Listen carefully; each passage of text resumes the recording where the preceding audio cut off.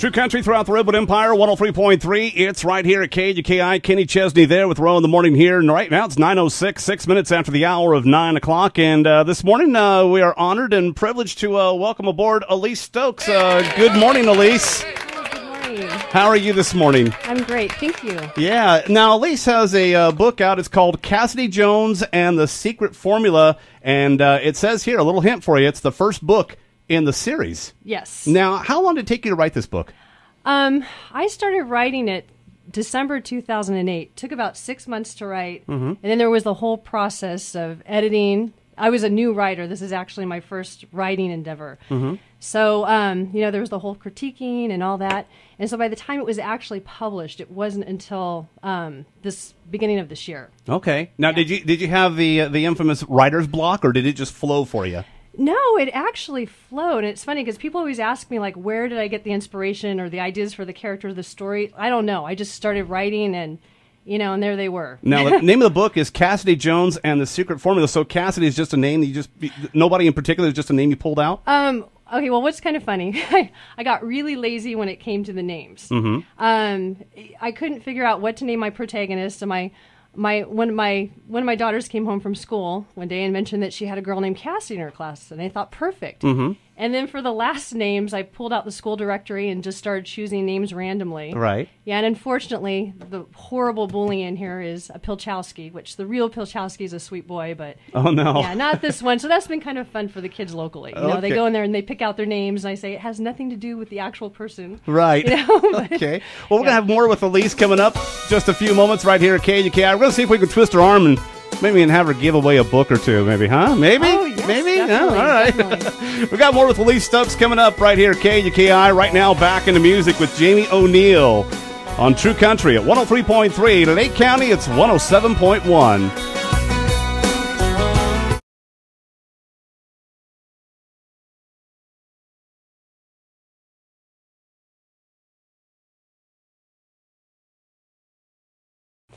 Very shy, kind of awkward.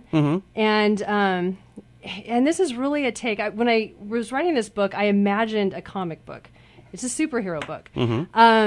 So she's kind of a mixture between a Nancy Drew and Peter Parker. Basically, after a minor accident in a laboratory, she develops heightened senses and speed and strength. So it is a detective story. But with a twist. She's a mutant.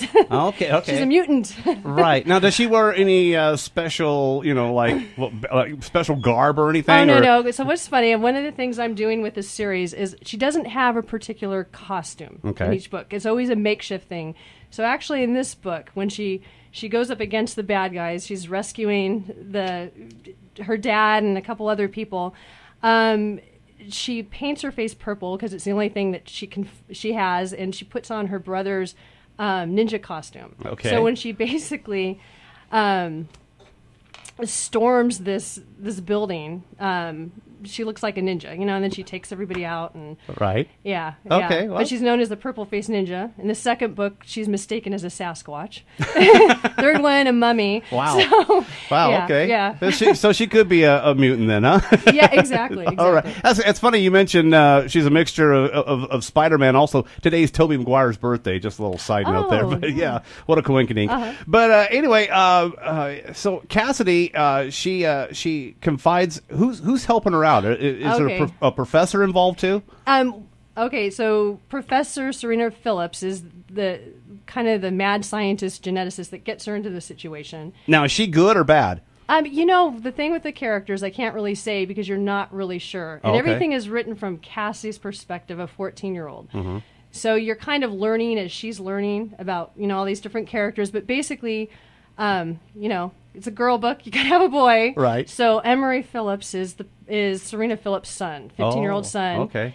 And he's a genius. 15-year-old college graduate.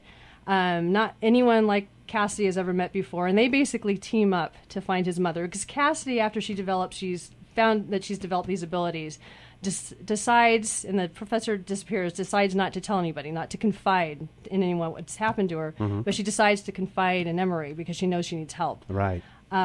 So yeah, they become a team basically throughout this whole series. Okay. Yeah. So now you say through this series now, is there other books on the horizon? Yes. Okay. The second book, which right now is in the editing process, right. Cassidy Jones and Fulton's Gift, obviously is done. I've started the third book. Okay. Cassidy Jones at this point and the Mummy's Curse. And then everything else I have either outlined or, I'm just kind of writing it in my head at this point. So I know where the series is going and how it ends. Right. Now, you said this all started back in what year? 2008. Wow. Just my husband had you thought about it even before that? Well, when I was in high school and in college, I loved to write. I wrote just short stories and just with the busyness of life and, starting a career and having children, I kind of put it on the back burner and decided, well, someday, when I'm older, when my kids are older, I should say, and I have time, I'll do it. And then I read Stephenie Meyer's bio and learned that she wrote Twilight with 3 little boys underfoot. And I thought, my life is chaotic. I've got 4 kids, Yeah. But if Stephenie Meyers can do it, I can do it. So I just decided I was going to write. What's the age range of your kids? 7 to 16. Oh, okay. Yeah. All right. Yeah. Well, that's neat. Now, who does this book cater to? Who you think would like it? Well, the target audience are girls ages 12 to 16, but it has tremendous crossover appeal. I've had, boys who actually get on Facebook and, who love it. Okay. And even men, so because there's a lot of action. Again, it's very comic book-like, a lot of action. Right. It's not overly girly. Yeah. Okay. Yeah. Well, that's good to know. Yeah. All right. Well, you're going to be doing some book signings here in the next couple of days, correct? Yes, I am. The first one will be actually tomorrow at Poor Girls Coffee in Laytonville. Okay. From 12 to 2. And then on Wednesday here in Ukiah at Mendocino Book Company. That's 3 to 4:30. And then on Thursday, Willits Rexall Pharmacy from 5 to 7, and that's part of the hometown celebration. Okay, yeah. And now you say Poor Girl up in Laytonville. What time? Laytonville, yes. At what time? I'm sorry, 12 to 2. Oh, 12 to 2. Yes. So that'll be tomorrow. Yes. All right. Well, you're going to be busy this week then. Yeah. All right. We're going to have more with Elise Stokes coming up in just a few moments right here on 103.3 KUKI.